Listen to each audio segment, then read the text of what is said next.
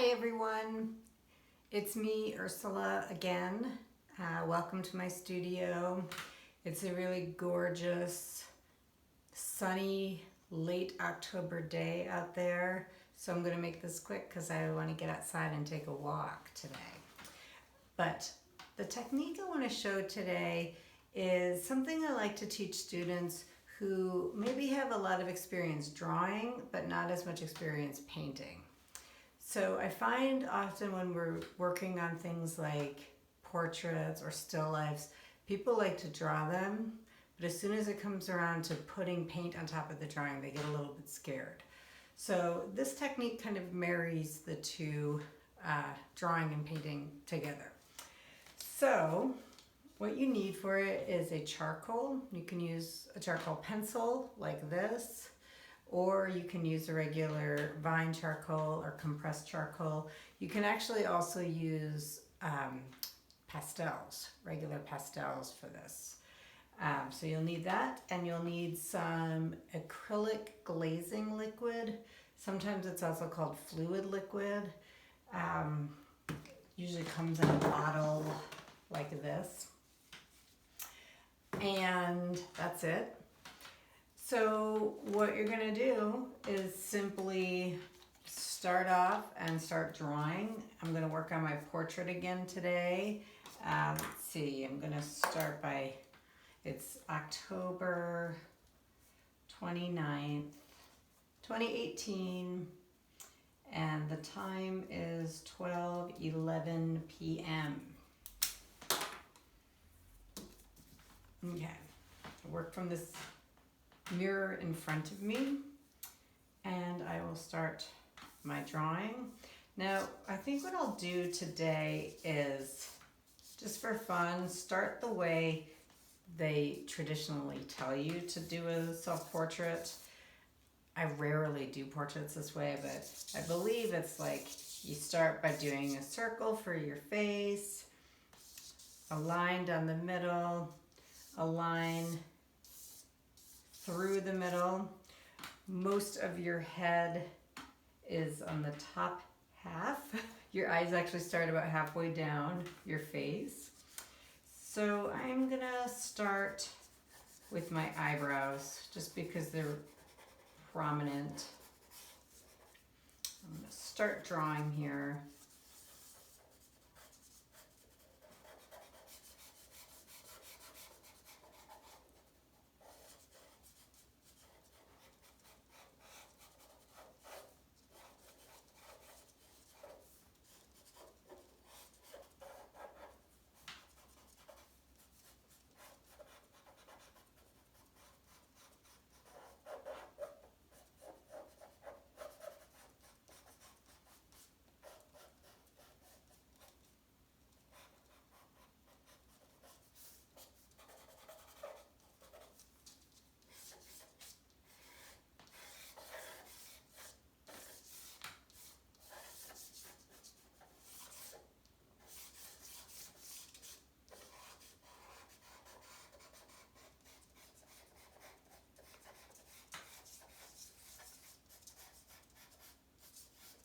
Now, I know I have a mirror over here. I hope that isn't distracting in the video, but I keep these mirrors around because I do self-portraits so often, and I like to work from different angles, so I keep mirrors around. Today I noticed my husband came in here to check himself in the mirror before he went to work, which is really funny because I realized, oh, we don't actually have any full-length mirrors in our home.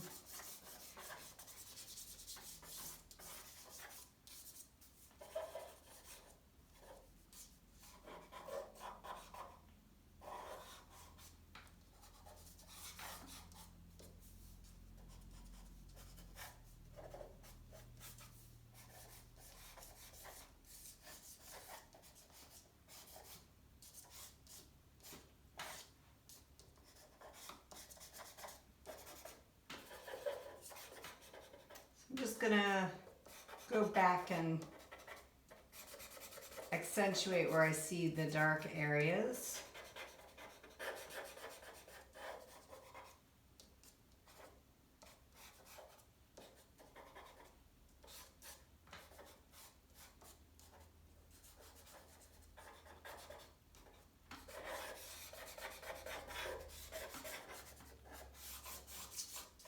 Okay. I hope we could see some of that.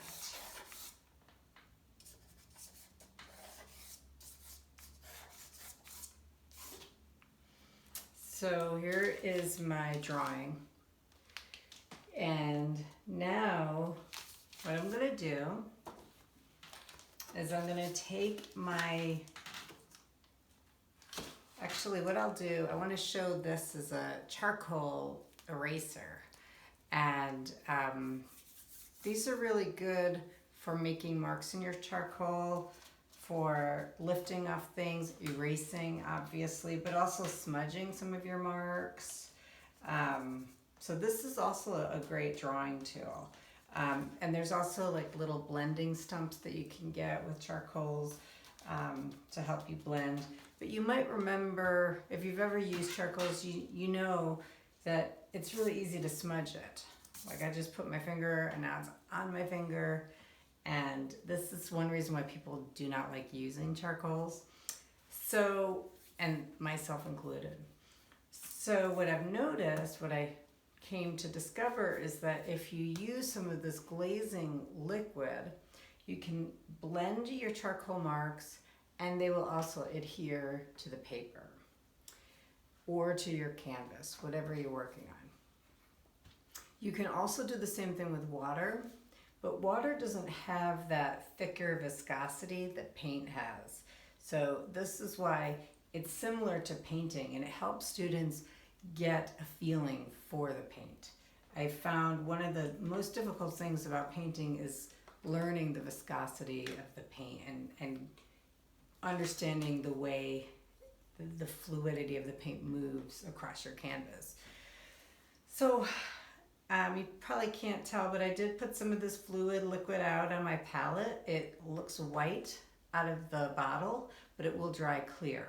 So then I'm going to take my brush and my handy flat brush here with soft bristles, and I'm going to proceed to blend some of these marks. And I think you can, hopefully you can see that on the camera. But it does a really good job of blending and adhering those marks to the paper. And like I said, canvases also work, and in fact I kind of like the way they work a little better on canvas because it's usually primed.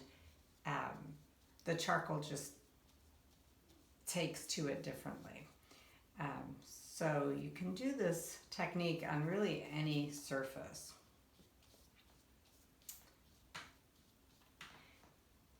Okay, so hopefully you can tell that I can blend here.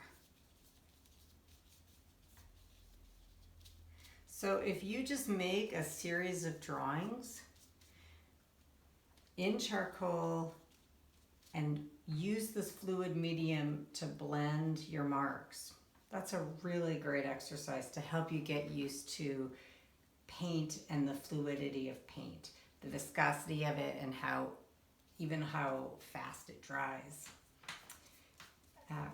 Now you can also use gel medium to do this. It's a little bit thicker. It's more like a heavy body acrylic paint, but that will work as well. And then if you're feeling brave, you can use actual paint. You can just skip this whole process of using a clear medium on there. However, what happens is the charcoal is going to blend into your paint colors and it's going to make them gray. But if you can control that, if you can learn to control that, that's great. So what I think I'll do really quick is I'll actually go ahead and paint a little bit on top of this. I know I said I wanted to get out for a walk, but the day is early, there's plenty of time. So I'll just go ahead and continue painting now on top of this so you get an idea of what that's like. So I've already put out titanium white, cadmium red, cadmium yellow, raw umber, and this primary blue. I don't think you can see it on the camera, unfortunately. But I'm going to go around my painting now, and I'm going to start by just putting in the darkest areas.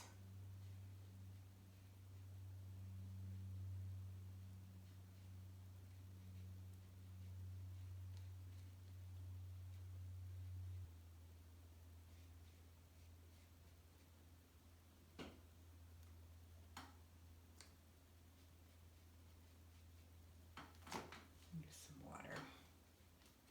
And you can still use your water here. My water has a lot of blue in it because I haven't changed it. So I'm noticing some of the charcoal is still blending into my painting. But that's okay. I like that. I'm just going to go with it. That's something about painting that I think is really fun. When you get to a place where you can just learn to trust the paint and listen to it, let it do its thing. You can't always control it. Sometimes you just gotta let it have its way, and you kind of guide it along.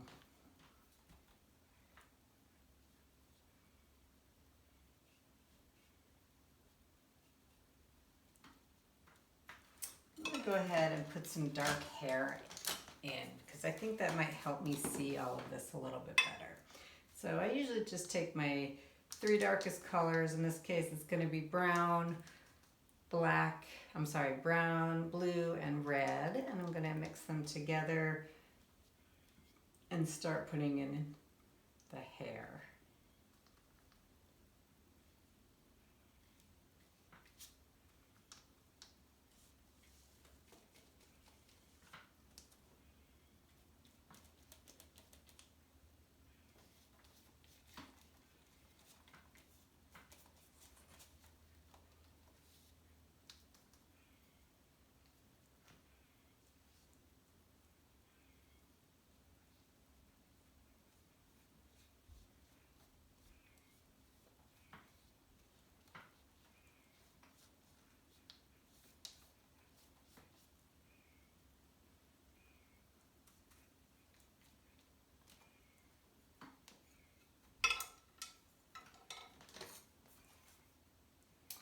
Go in with a smaller brush now.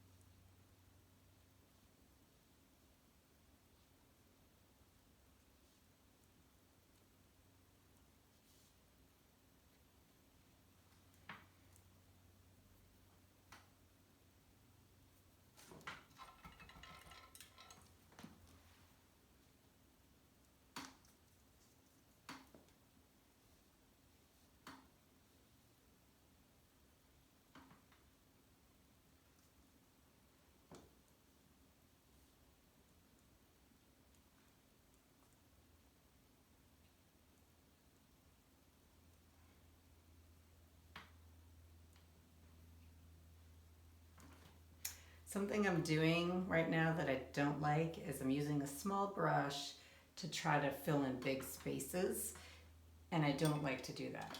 So I always try to encourage students to use a bigger brush. Just use the small brush for little tiny details. I just got lazy for a second there and I didn't want to switch my brush out.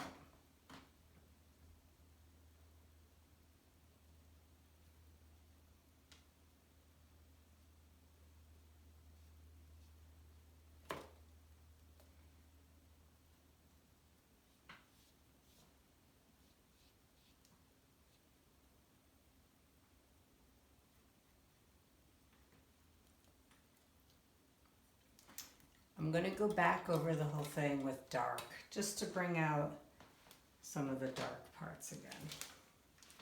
So let's go one more time. I'm going to mix up a dark color for myself. I'm going to come back into the hair,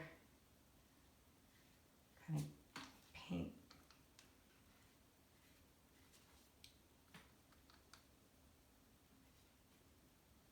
Some of that.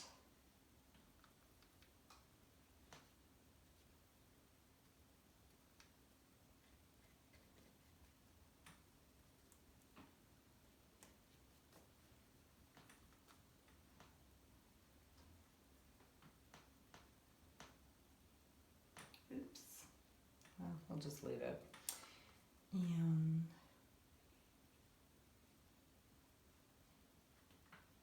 okay, I'm going to take a little bit of white on the corner of my brush, and I'm going to just dot in a couple of highlights that I'm seeing very strongly on my eyes.